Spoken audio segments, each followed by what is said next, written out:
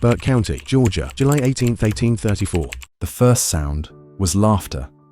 Not the kind that warms a room, but the soft, uncertain giggle of a child, trying to understand why the woman they trusted was now standing over their mother, with a dripping axe in her hand. Rebecca didn't move. Not yet. The mistress had fallen hard. Face first into the dressing table, the mirror shattered, splinters of glass still clinging to her cheek like broken jewelry.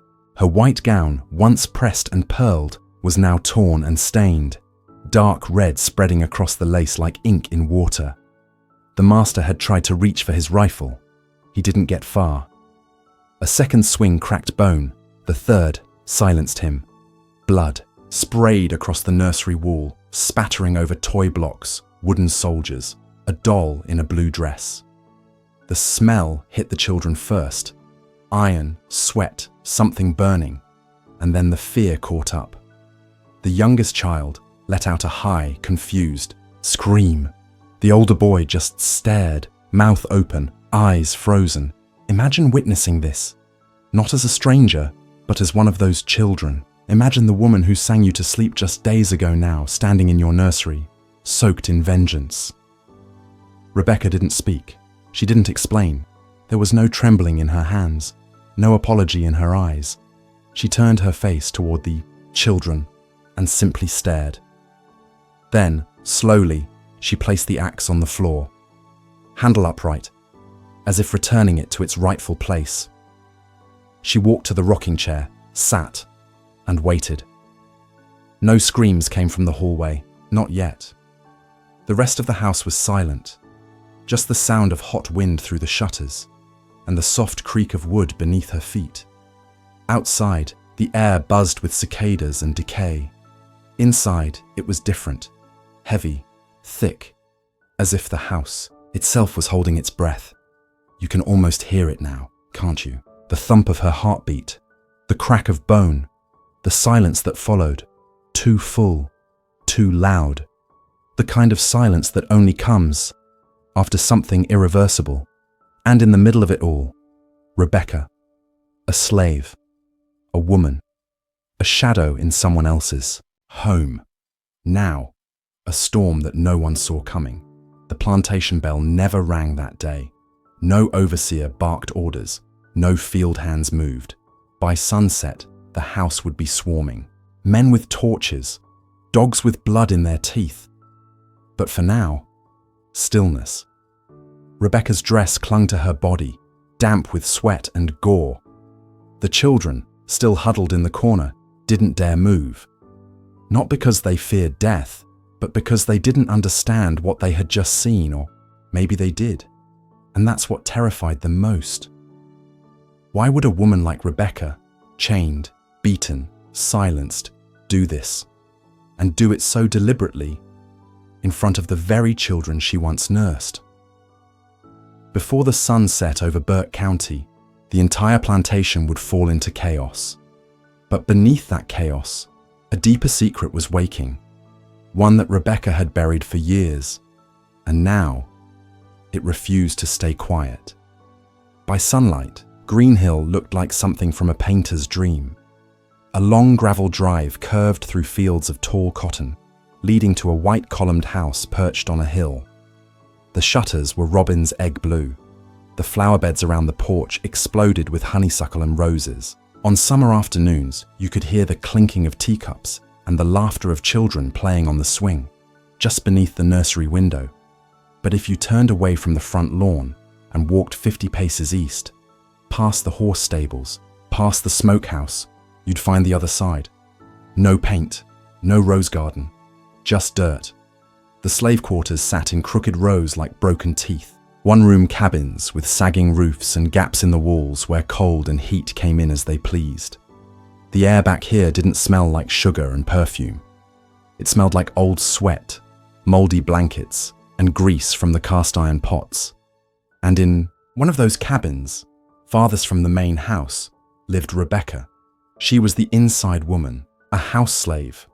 That meant she got better food, slept under a roof that didn't leak, and wore old dresses passed down from the mistress. But better is only a word people used when they didn't understand the price. because being close to the house meant being close to them, to the master's wandering hands, to the mistress's insults dressed as kindness, to every whisper, every secret, every cruelty tucked behind lace curtains. Rebecca brushed the children's hair before breakfast. She cleaned their chamber pots. She held the mistress's corset strings tight and fixed the master's collars before guests arrived. She was always there, never noticed, until now. Imagine this. You wake every morning before the sun just to polish the boots of a man who calls you girl, but stares at you like prey. You change his child's diapers, while his wife brags about your good manners to her friends at tea. You are trusted enough to raise their babies, but not enough to read their books. You are in their home, in their lives, but never in their eyes. Imagine watching this unfold with your own eyes, and knowing you could never leave. That was Rebecca's world. But there were cracks in the walls. The mistress, Evelyn Greenhill, liked to drink, not in public, but at night, behind locked doors. She would sit by the nursery window, glass in hand, and stare at the children with an expression Rebecca couldn't quite name. Was it sorrow? Resentment? One night, Evelyn called Rebecca into the room long after the children were asleep. She poured her a drink, told her to sit. Then she laughed and said, "Sometimes I think you love them more than I do." Rebecca didn't answer. She knew better. But Evelyn leaned in, her eyes glassy. "Don't you ever forget, they're mine, every hair on their heads." And that's when it happened. The smallest child, Clara, stirred in her sleep and called out, "Mama!" "Becky!" The mistress flinched. Her smile dropped. Her grip on the glass tightened. The next morning, Rebecca found a new bruise on Clara's back. Things got worse after that. The master, Elijah Greenhill, began staying out late. When he came home, he reeked of smoke and sweat and women. He barked orders, broke plates. Once he slapped Evelyn so hard Rebecca heard it from the kitchen, but she said nothing, because if the mistress bruised, the slaves bled. 1 week before the killings, the overseer whipped a boy for spilling a bucket of molasses. The boy was 10. His sister screamed. Rebecca tried to intervene. She was punished. Not with lashes, but worse. They locked her in the cellar. No food. No light. Just her thoughts. Just the sound of the master's boots pacing above her. Just the smell of piss and blood and old iron. When they pulled her out, her eyes burned. Her stomach twisted. But her rage, that had sharpened. What kind of world teaches a woman to bottle her agony for years and then blames her when it spills? By the time she returned to the nursery, the children were drawing again. The oldest boy, Henry, showed her a picture. Crayon, on parchment, a red figure holding an axe, 2 bodies, a rocking chair. Rebecca stared at it for a long time. "Who's that?" she asked. Henry grinned. "You." She folded the picture gently, slipped it into her apron pocket, and said nothing. That night, Rebecca stayed up long after the household went to sleep. She lit a candle, walked into the nursery, and whispered something over the cradle that no one ever heard. But by morning, nothing would ever be the same. Before Greenhill, before Burke County, before the name Rebecca ever touched a slave ledger, there was another woman, a different woman, a free woman. She had a different name then, a Gullah name, passed down from her grandmother. It was never written down, just whispered across firelight and preserved in song. That name was taken the day her village was raided near the Ogeechee River. She remembered that night not by the screams, but by the silence that followed. The sudden stillness when the dogs stopped barking, when the men stopped begging, when the babies stopped crying. Her husband died protecting their door. Her child was taken before sunrise. And Rebecca, bound, gagged, half-conscious, was thrown into a cart and sold south like she was grain. Greenhill was her second plantation, the The first one lasted 3 years. At the first, she spoke too much. Tried to run. They beat her. She stopped speaking. Her silence made her valuable, obedient, so they sold her for a good price. That's how she arrived at Greenhill, a broken product in a fine dress. But no one ever asked what lived behind that silence, what she remembered, what she lost. Imagine being stripped of your name, your child, your language, and being told that your only value now is how well you fold napkins and hold crying white babies. Imagine holding someone else's child while wondering if your own is even alive. And imagine the rage that begins to grow in that hollow. Evelyn Greenhill, the mistress, once promised her freedom. She said it during a garden party, drunk on peach wine. 5 years of good service, she slurred, and I'll sign your papers myself. Rebecca didn't believe her, but she wanted to, so she served, cleaned, smiled, waited. 5 years passed, then 6, then 7. No papers came. The mistress forgot, or lied, or both. One night, Rebecca finally asked. Evelyn tilted her head and blinked like she was hearing an unfamiliar word. Freedom? She laughed. You? My dear, I never said such a thing. Rebecca stood still, every muscle tight. I remember, she whispered. Evelyn smiled, eyes cold. Well, I don't. That was the night the voices started, not in her head, but in the house. The children began waking from nightmares. The baby wouldn't sleep. Drawings of fire, blood, and blades began appearing under the bedsheets. No one believed them, but Rebecca did. Because she had been dreaming too. And the dreams always started the same. A rocking chair creaking in the dark. A child's cry echoing through the nursery. And someone, a shadow, holding something sharp, walking through the door. You see, trauma doesn't vanish. It waits, it watches, it builds, until one day, it slips from dream to waking. And once it crosses that line, nothing ever looks the same again. Rebecca started seeing signs. A red thread tied to the garden gate, the same thread she once wrapped around her daughter's wrist. A piece of carved wood beneath her bed, shaped exactly like the one her husband carried in his pocket. A whisper in the hallway that sounded just like her grandmother's lullaby. Was it madness? Or memory fighting its way out? No one knows. But something shifted. She began collecting things, quietly, carefully. A rusted knife from the kitchen. An old axe hidden near the well. Cloth bandages soaked in oil. She wasn't planning, yet. She was remembering, preparing. Because deep down, Rebecca knew. They weren't going to let her go. Not with papers, not with kindness, not with time. They had stolen her life once. She wouldn't let them do it again. What happens to a woman who's been silenced her whole life, when the only way to speak is with a blade? 1 week before the killings, Rebecca stood outside during a thunderstorm, drenched and barefoot, her face tilted toward the sky. The housemaids watched from the window, whispering that she looked like she was listening to something not of this world. The next morning, she found a feather, red and black, placed neatly at her door. She took it as a sign. She braided it into her hair. And that same day, for the first time in 7 years, Rebecca sang. A soft, haunting melody no one could name. A language no one remembered. But the way she sang it, you'd think she was calling something back from the grave. The day before the murders, no one slept well. The air was wrong.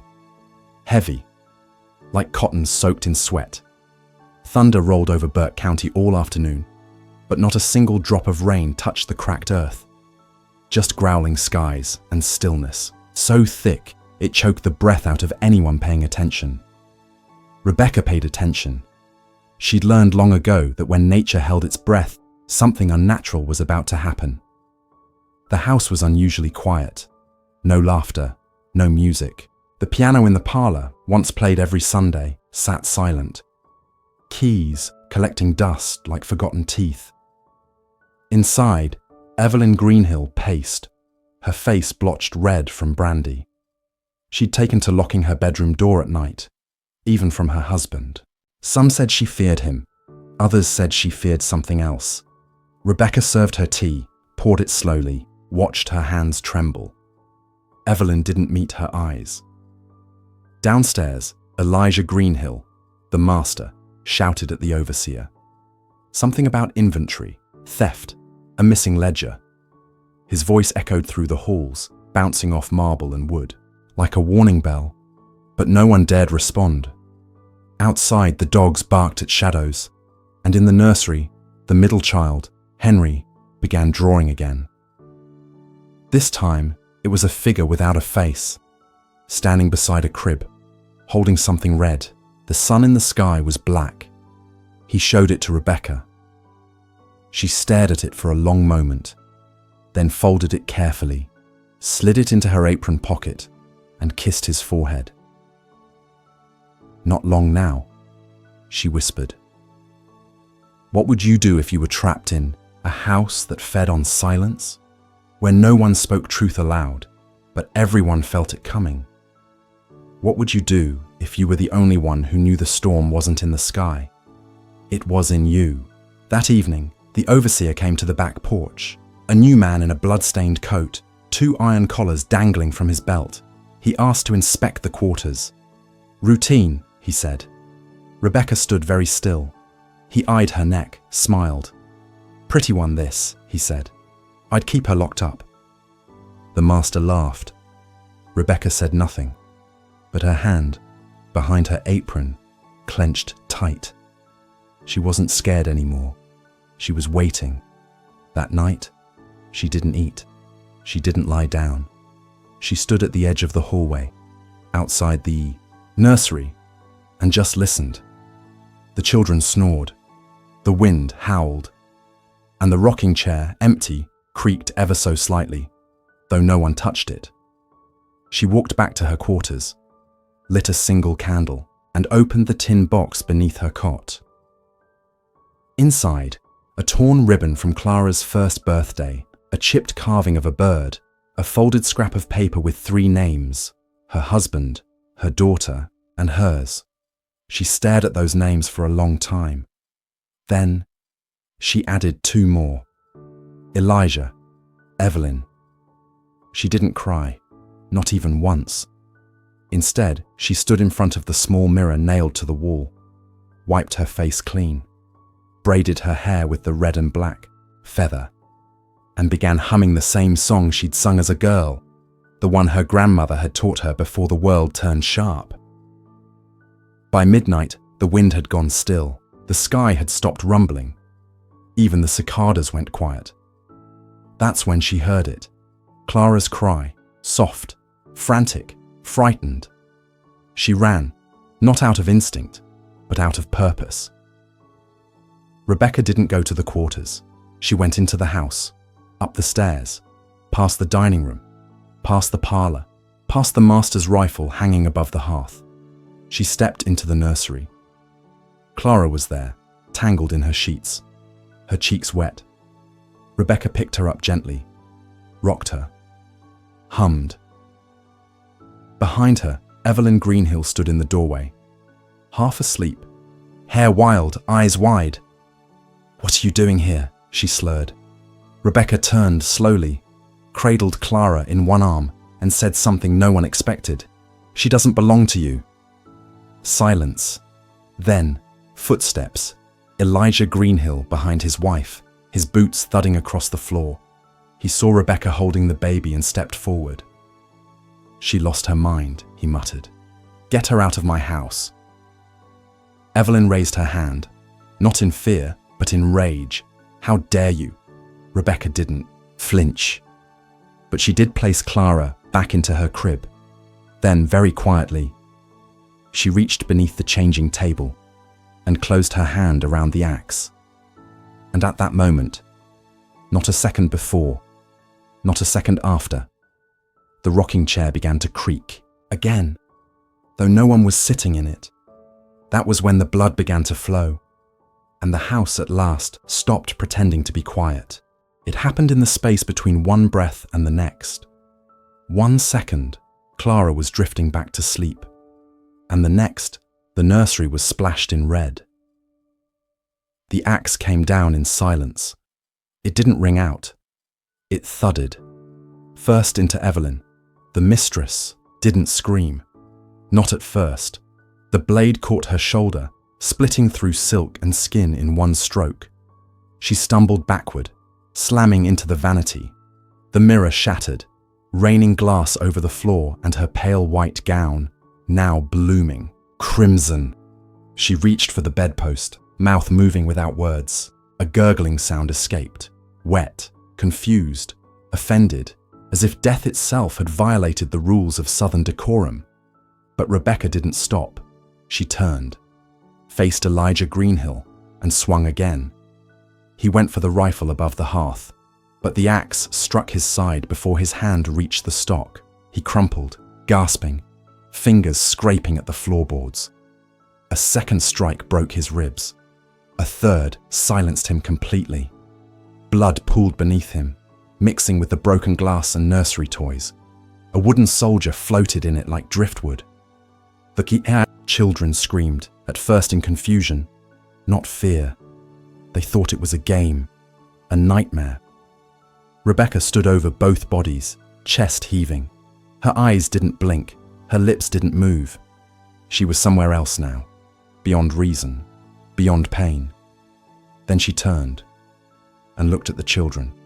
What would you do if the woman who once sang you lullabies now stood before you painted in the blood of your parents? Henry backed into the corner. Clara wailed. The youngest child, barely 4, curled into a ball and shut his eyes, whispering, "Make it stop. Make it stop." But Rebecca didn't raise the axe again. She knelt beside the crib, placed the weapon on the floor, blade still warm, and whispered, almost too softly to hear, "It wasn't meant to be you." She rose, walked to the rocking chair, sat, and waited. That's how the housemaids found her. The screams had roused them. They burst into the room barefoot and breathless, and froze in the doorway. 2 bodies, 3 sobbing children, and Rebecca, rocking gently, hands folded in her lap, blood trailing down her arms like sleeves. She didn't speak. The housecook dropped to her knees and began praying. Another girl vomited. The butler ran for the overseer. Outside, the morning sun rose over Greenhill like nothing had changed. Birds chirped, horses pawed at the dirt, and a warm breeze rustled the cotton fields. But inside, history had ruptured. The overseer stormed in, 2 guards behind him. He barked orders, but Rebecca didn't move. "Stand up!" She didn't. He stepped closer, raised the back of his hand. She looked up and smiled. That broke him. He lunged, striking her across the face, dragging her from the chair. Blood smeared across the nursery wall as her body hit the floor. But she didn't fight. She didn't scream. Not once. They dragged her through the parlor, through the kitchen, through the back porch, where the house slaves had already gathered, hands trembling, faces wet. Children watched from behind skirts and shutters. The dogs barked, and Rebecca stared straight ahead. By the time they reached the whipping post, the sun was high. They tied her hands behind her back, spat at her, beat her, demanded she explain herself. She didn't, not until one of the children, Henry, wandered into the yard, face streaked with tears, holding the drawing she'd folded into her apron just the night before. He stood silently, watched them strike her again, and again, and again. Rebecca turned her head, broken, bloodied, and saw him, their eyes locked, and then, only then, did she speak. "Let them remember me." The crowd went still. No one knew what to do with that. A slave was supposed to cry, to beg, to break. Rebecca didn't. She stood tall, even as her body slumped. She owned the moment, and in that moment, Green Hill didn't belong to the Green Hills anymore. It belonged to her. Can you feel it now? The shift in the air. The moment when a woman with nothing left chose to become something that would never be forgotten. Not a slave, not a servant, not even a murderer. A reckoning. By sundown, her body was gone. The official story said she was hanged in the woods behind the estate. But others, the ones who watched, who whispered, who knew, said no tree ever bore her weight.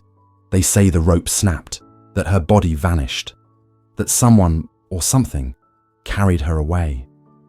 And for years to come, children at Green Hill would wake screaming in the night, saying they saw her sitting in the rocking chair, humming the song their parents never taught them. The Green Hill plantation never recovered.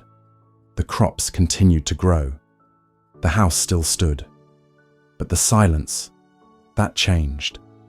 It was no longer peaceful. It was haunted. The first to notice were the children. After the murders, the youngest stopped speaking. Clara screamed if left alone for more than a minute, and Henry, the boy who drew, began waking in the night with bloody palms. He said he was trying to erase something, but couldn't remember what. The nursery was scrubbed clean within days. The rocking chair removed. The mattress burned, but the air never cleared. Guests who visited said they felt watched. Servants refused to enter the upstairs halls after dark, and every so often, always just before dawn, the sound would return, the soft creaking of a chair, the faint whisper of a lullaby no one remembered teaching their children. The Green Hills buried Elijah and Evelyn side by side. No headstones, no funeral. The family claimed it was an act of madness, a case of slave hysteria. They wrote it off, brushed it away, buried it with the bodies. But others knew better. The housemaids, the field hands, the children. They remembered.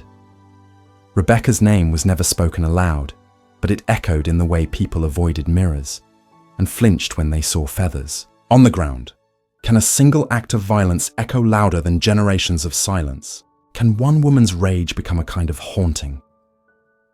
The Green Hill family line thinned over the next few decades. Elijah's brother inherited the land, but his cattle withered. The next owner found blood in the well. The one after him burned the nursery and built over it. But the foundation cracked again and again, no matter how much he poured into it. By 1901, Green Hill was abandoned, overgrown, forgotten, swallowed by the Georgia moss and red dirt it once ruled over. But the stories remained. They were passed down through housekeepers, through broken families, through children who couldn't quite sleep in silence. They said if you walked the edge of the property on a July morning, around the time the sun first kissed the windows, you could still hear her.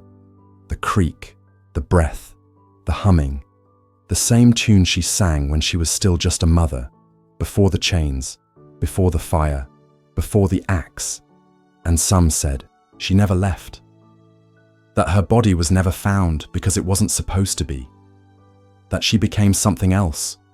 Not ghost, not spirit, but a memory that bites back.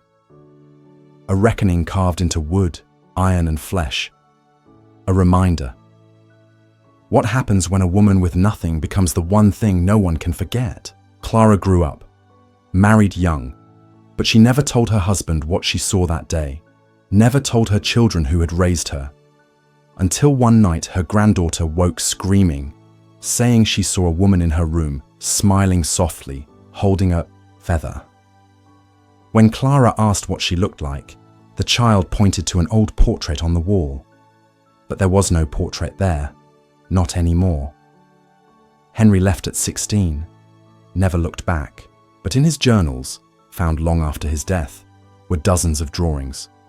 All the same, a faceless woman, standing in a nursery, rocking, waiting. No one knows where Rebecca was laid to rest. Some say she was buried beneath the old pecan tree, the one that leans just slightly east, even though no storm ever bent it. Others say her grave was salt, not soil, that the river took her back to the land she once called home.